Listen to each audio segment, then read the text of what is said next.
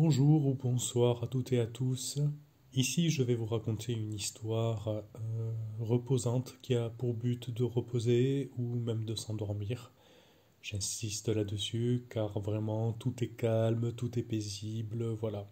J'ai fait au mieux pour vous transporter dans quelque chose qui pourrait vous faire rêver. À noter que l'histoire est inspirée du film d'animation qui est en ligne sur ma page YouTube, un film d'animation très onirique, psychédélique et assez sombre aussi. Sauf que voilà, c'est l'histoire de cette histoire que vous allez écouter est donc inspirée de ce film, mais par contre ne présente aucune notion de peur ou d'angoisse, puisqu'elle est faite pour le bien-être, pour se relaxer, voire même s'endormir. Voilà, je vous souhaite une bonne écoute à tous.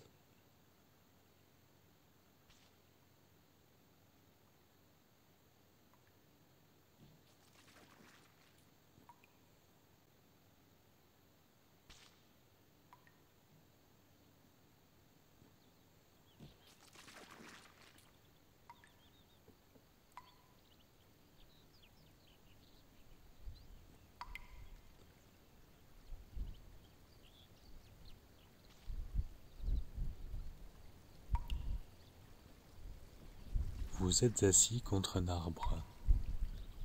Autour de vous, un paysage vert semble se peindre continuellement.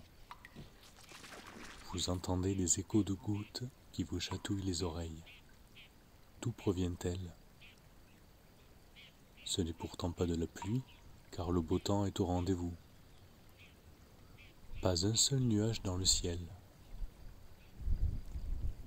En levant la tête, vous réalisez que le ciel est entre le vert et le bleu turquoise. Cela vous intrigue et vous émerveille. Plus étonnant encore, c'est de la peinture verte qui semble couler du ciel et qui est à l'origine de ces bruits de gouttes. C'est cette peinture qui peint continuellement le paysage qui vous entoure. Un paysage fait de collines vertes et jaunes, de ruisseaux et rivières bleues ainsi que d'étranges et immenses plantes qui montent jusqu'au ciel. Vous vous émerveillez toujours plus quand vous comprenez que ces fleurs géantes ont la particularité de faire germer des croissants de lune. Imaginez un genre de haricot géant qui, à la place de produire des fleurs, comme certaines plantes, produisent des croissants de lune blancs, lumineux, qui éclairent les vallées. Le paysage en est rempli. Cela vous enchante, vous n'avez jamais rien vu de tel. Vous levez à nouveau la tête derrière vous et vous réalisez que vous êtes adossé à l'une de ces plantes lunes géantes. Une douce odeur de miel vous chatouille les narines. En effet, le paysage n'est pas fait que de peinture, mais aussi de miel coulant dans les flots, sur les collines, dans les feuilles des arbres. D'autres arbres fleuris, aux tailles plus communes, ont une curieuse apparence humaine. Un mystérieux et grand vautour bleu vole au-dessus de vous, jusqu'à se perdre à l'horizon.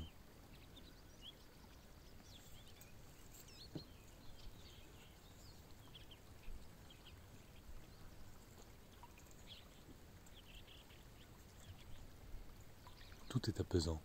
Vous pourriez rester des heures assis contre ce tronc, à écouter le chant des oiseaux et le bruit des flots. Une question vous vient à l'esprit.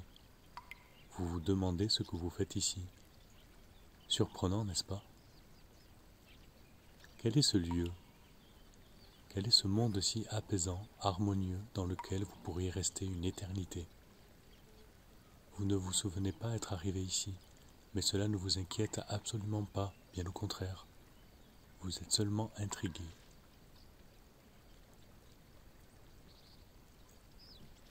Un homme s'approche de vous, un grand sourire. Il porte la paix sur lui, vous le voyez dès que vous l'apercevez.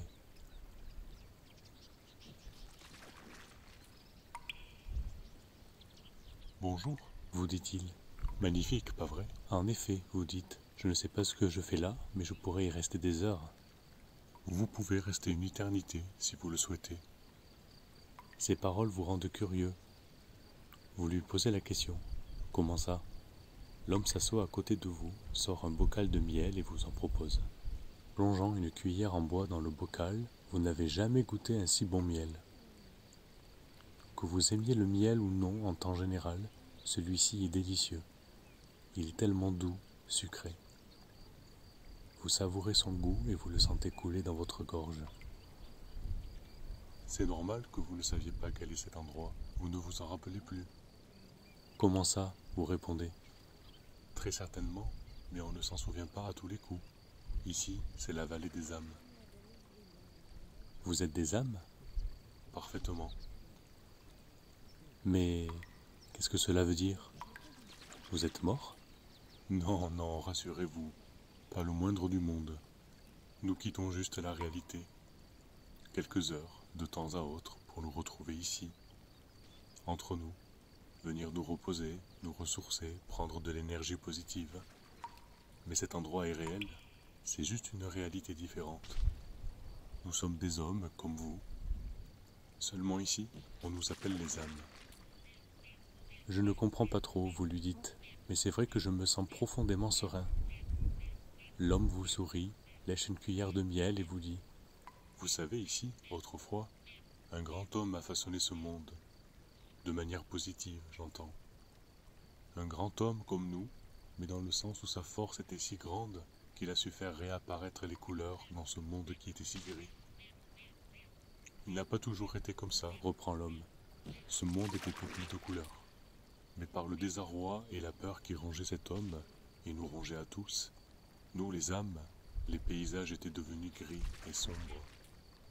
Je ne comprends pas bien, dites-vous, mais vous êtes pris d'une grande curiosité. Comment ce paysage si beau, lumineux et tranquille aurait pu être gris et froid? C'était difficilement imaginable. Je vais vous raconter le parcours de cet homme qui n'a pas été sans souffrance. Mais vous allez voir, malgré la noirceur dans laquelle commence ce récit, il s'illumine peu à peu. Ce sont des étapes que cet homme a franchies pour tous nous délivrer. Vous allez voir, cela ne fait pas peur. Vous ne serez point bousculé dans votre bien-être. Intrigué, vous êtes tout ouïe, terminant le pot de miel que l'homme vous a chaleureusement offert, adossé contre le tronc de la plante lune géante. L'homme commença donc son récit. Autrefois, une sorcière avait pris ce monde sous son emprise, une sorcière au pouvoir maléfique. Ici, la vallée était désolante, grise, sans le bruit des oiseaux et des nuées de toutes couleurs. Les plantes lunes avaient disparu. Au-delà des montagnes, dont ses plus hauts sommets sont recouverts de neige, se trouvait la frontière entre la vallée et le territoire de la sorcière. Nous étions encore plus loin, dans un paysage lugubre, oublié, avec pour seule météo qu'une pluie de cendres noires. Des fois, le ciel et l'horizon n'étaient qu'en fait qu'un mur d'ardoise, infranchissable, sur lequel, pour passer le temps et pour nous donner un peu d'espoir, nous dessinâmes des lunes et des soleils, en souvenir du temps où les astres trônaient dans le ciel. Nous restions cantonnés dans ce paysage parsemé d'arbres morts et de chemins dont la plupart étaient recouverts de cendres que le vent froid déplaçait. Nous étions les âmes errantes. Certains d'entre nous prenaient nos sacs à dos, à emprunter le chemin qui semblait nous correspondre, en espérant qu'il nous mènerait au territoire de la sorcière, dans le but d'espérer trouver ce qui pouvait l'arrêter dans sa magie noire. Nous les appelions les marcheurs. Peu d'entre eux ont aperçu la sorcière. Certains l'ont vue de loin faire ses incantations, mais la plupart ont fait fausse route, car elle se nourrissait des ombres.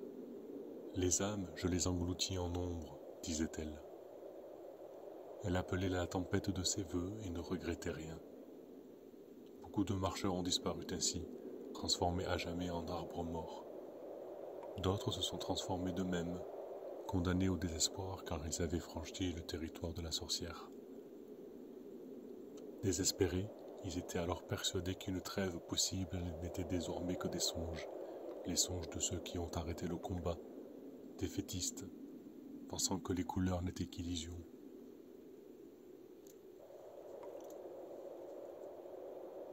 Mais un jour, cet homme est arrivé dans notre monde, c'était un des nôtres, une âme errante, triste et désemparée.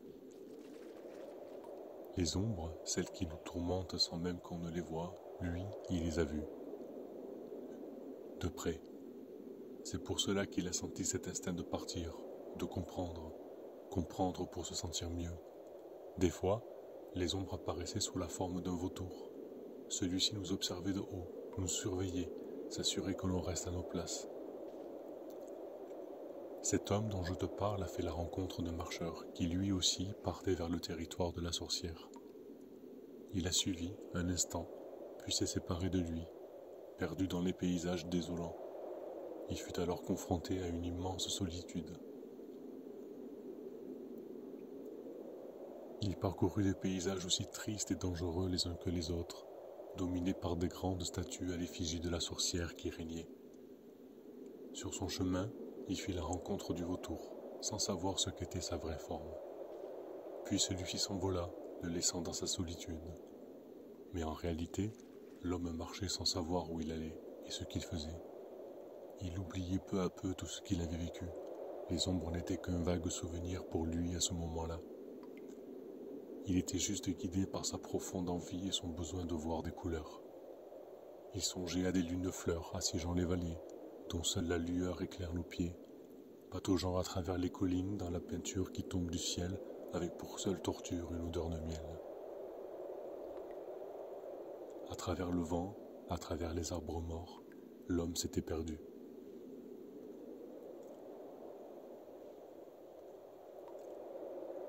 Après des kilomètres de marche longue et périlleuse, l'homme aperçut une lueur.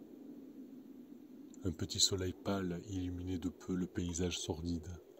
Puis, au loin, il aperçut la sorcière qui appelait la tempête, les bras levés au ciel face aux montagnes. Il n'avait jamais rencontré. Il n'avait rencontré personne sur son chemin, à part ce marcheur dont il s'était séparé. Il ne se souvenait même plus des âmes.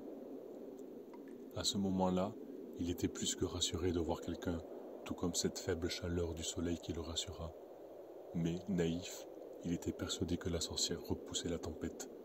Il voulait la rejoindre, prendre part au combat. Mais avant cela, ce qui semblait être le cri du vautour provenant de sa gauche l'intrigua. Il monta alors sur une petite colline, puis ne vit rien d'autre qu'un paysage désertique, éclairé par le soleil pâle. Le contraste entre le soleil et les nuages noirs menaçants qui avançaient toujours plus donnait une teinte particulière à cet endroit aride et rocheux. Mais une lueur attira son attention. Au loin, quelque chose brillait dans le ciel, près d'un haut tas de roches, comme une étoile. L'homme traversa le paysage et grimpa les roches. Il était déterminé. Puis, se rapprochant de ce qu'il voyait, il vit une graine qui ressemblait à une noix, en lévitation dans le vide. Elle brillait de temps à autre d'un éclat éblouissant.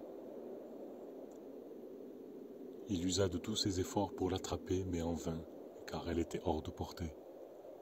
Mais l'homme se sentit happé par cela.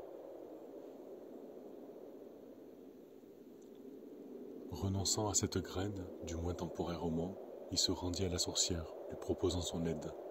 C'est à partir de là qu'il fut condamné au désespoir. La sorcière se mit en colère, usa de sa force, cria et détruisit le paysage de ses pouvoirs.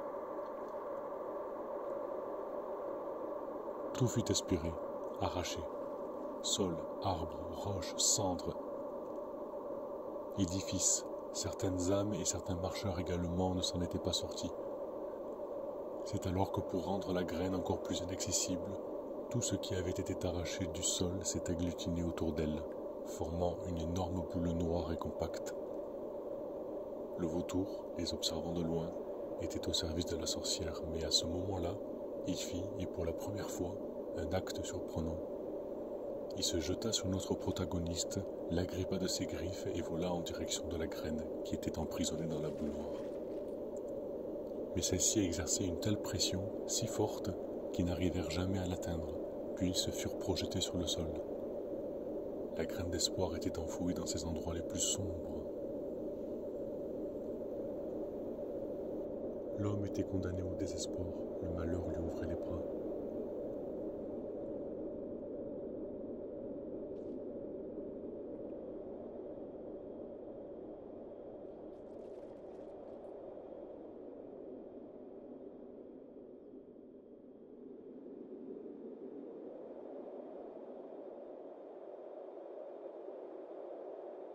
Quand il reprit ses esprits, le paysage était plongé à nouveau dans le gris, dans l'oubli.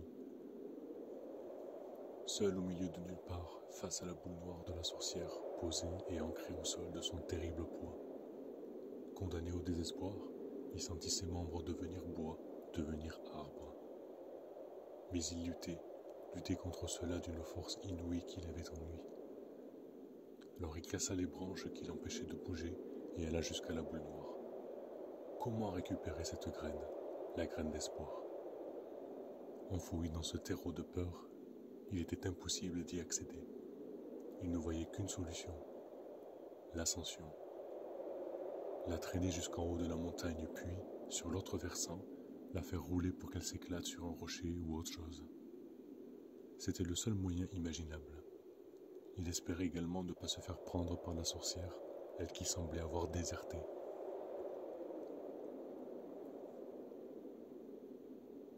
Accroché à la boule dont les bouts de bois l'avaient emprisonné, il fit l'ascension, grimpa jusqu'au sommet. Quand il prit de l'altitude, il aperçut une foule d'hommes en bas des montagnes. C'étaient les âmes, celles qui avaient survécu. Elles s'étaient décidées à le suivre. Dans la montagne, il découvrit ces hommes arbres, inertes, qui eux aussi avaient été condamnés. Des édifices en ruine. C'est dans ces montagnes qu'il fit à nouveau la rencontre des ombres. Il ne se souvenait pas d'elle, et pourtant, elle lui paraissait comme étrangement familière. Là aussi, il sentait une bonté en elle, bien qu'agressive au premier abord. « Ne comprends-tu pas qu'il ne sert à rien de te débattre ?» criait-elle. « Toi, l'indécis, plus jamais tu ne la reverras !» criait-elle en parlant de la graine d'espoir. Ses souvenirs s'en mêlaient, mais lorsqu'il pleura, une flaque d'eau s'était formée au sol. C'est dedans qu'il y voyait ses souvenirs, de manière plus claire, plus perceptible. Il revit tout son parcours, tout son périple, depuis sa première rencontre avec les ombres. C'est là qu'il comprit tout. Il comprit en quoi il voyait une bonté dans ces ombres, en quoi elles étaient si fragiles. Alors il se libéra de ses branches et cria au vautour, car c'est de lui qu'il s'agissait, qu'il faisait mine d'ignorer les couleurs, et que pourtant il avait vu danser. Cette danseuse comparable à une ombre au début de son récit, c'était elle, les ombres, si belles. C'était lui, le vautour, qui le suivait discrètement depuis le début de son périple. « Nous serons ensemble, cria-t-il aux ombres, nous serons alliés. » Désormais, le vautour n'était plus au service de la sorcière. Les ombres avaient repris sa forme de vautour, puis il est venu se poser sur son bras. Ils étaient ensemble, ils étaient alliés.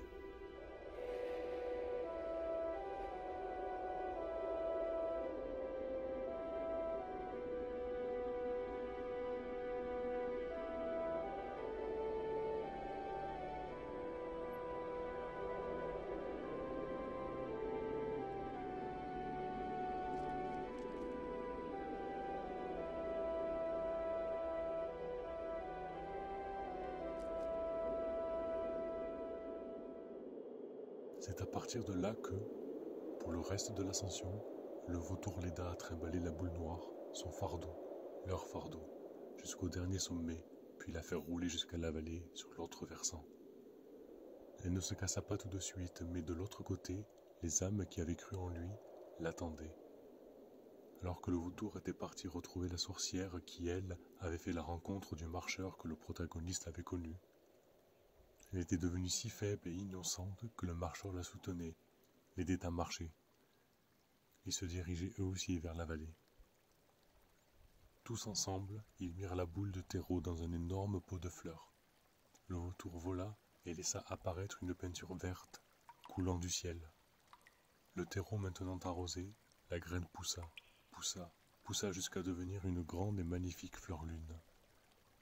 Le paysage vert s'illumina. Elles poussaient par milliers, assiégeant les vallées dont seule leur lueur éclairait nos pieds, pataugeant dans la peinture qui s'écoule du ciel, avec pour seule torture une odeur de miel. L'homme avait réussi. Il avait ouvert la voie des possibles, des imaginaires. C'est tout ce dont nous avions besoin. En passant d'une idée à une autre, d'une couleur à une autre, naissait la création.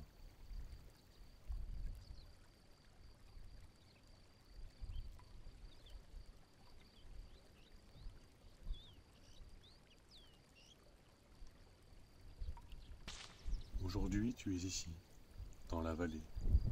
Tu peux apercevoir de temps en temps le vautour qui, inoffensif, vit sa vie avec nous les âmes. De temps à autre, il continue à se transformer en danseuse, rouge cette fois, contrastant avec le paysage vert. Vous vous adressez à l'homme. Cet homme, ce héros, il vit toujours parmi vous? Après un instant de silence, l'homme vous répondit. Tu sais, tout le monde est plus ou moins cet homme. Ici, nous sommes tous pareils. Nous allons, nous venons. Nous partageons ce rêve. Tu es nous, nous sommes toi. Car c'est comme ça dans les rêves. Notre identité est confuse. Tu peux rêver que tu es toi, tu peux rêver que tu es quelqu'un d'autre, autant acteur que spectateur. Au fond, tu es tout ce qui t'entoure. Nous passons une très bonne nuit ici, la nuit verte, comme nous l'appelons. Il vous salua, vous dit à bientôt, puis retournez à ses activités.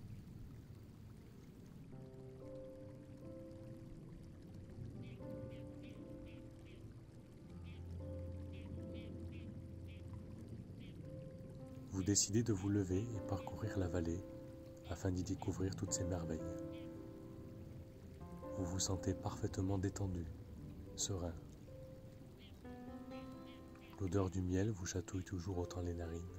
Les fleurs lunes sont magnifiques. Le chant des oiseaux ainsi que l'écho des gouttes vous bercent.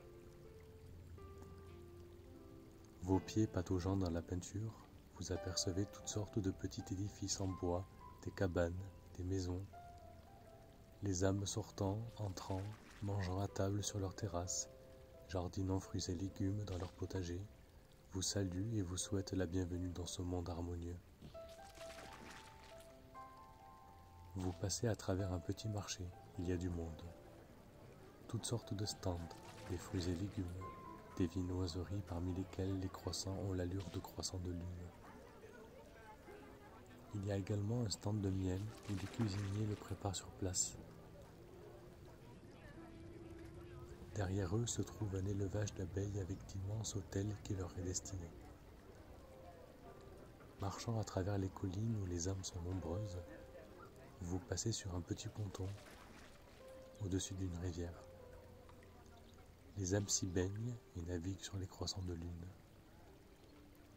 Non loin, vous êtes impressionné par l'immensité de deux statues en ardoise. L'une représente une sorcière danseuse et l'autre un marcheur avec son sac à dos.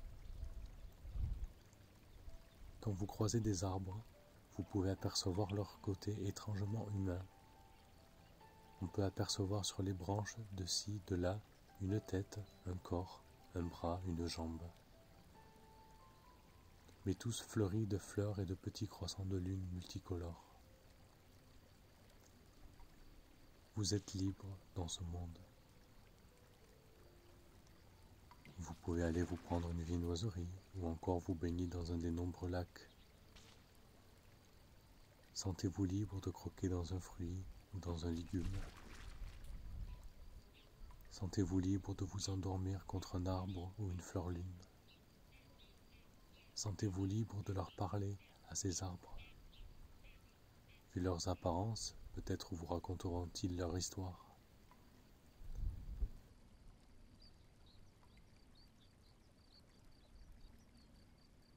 Sentez-vous libre de glisser sur les collines, sur la peinture verte et jaune.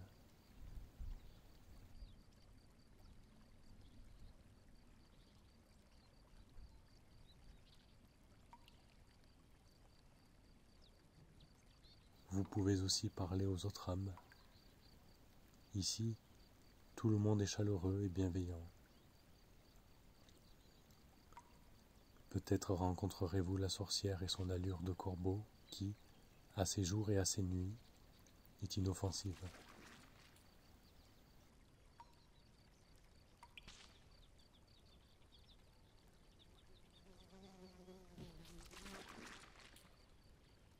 Peut-être apercevrez-vous à nouveau le vautour. Peut-être vous prendra-t-il sur son dos et vous fera visiter le pays d'eau. Sentez-vous libre.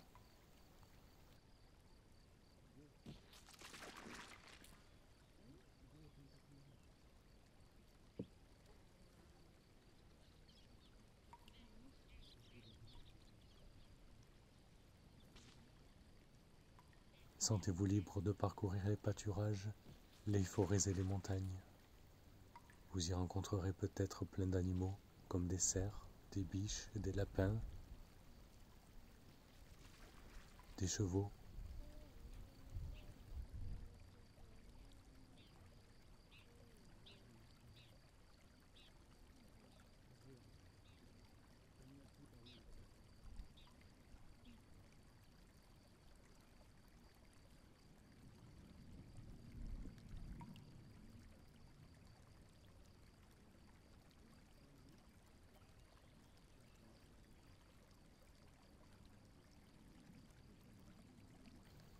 Non loin, un théâtre ambulant est posé. Des danseuses dansent gracieusement sur la scène, vêtues de leurs robes rouges qui contrastent avec les rideaux verts et rouges. Vous pouvez aller vous poser devant et contempler leur danse majestueuse. Vous vous sentez hypnotisé tellement le spectacle est beau.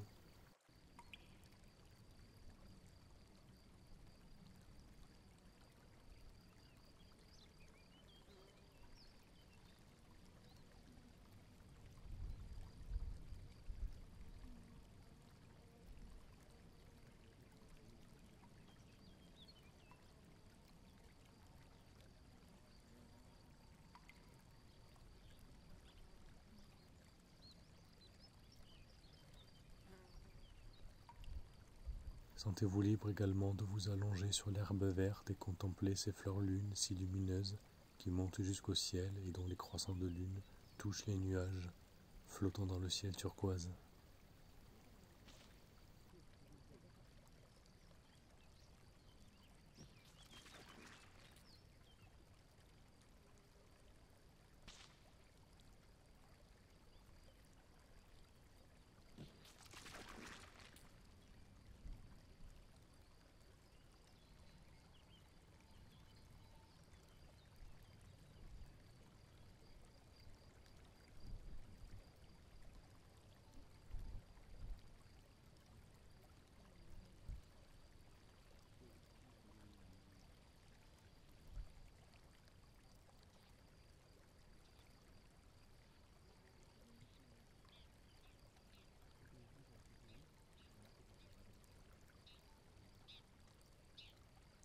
Sentez-vous libre de fermer les yeux, de vous endormir paisiblement.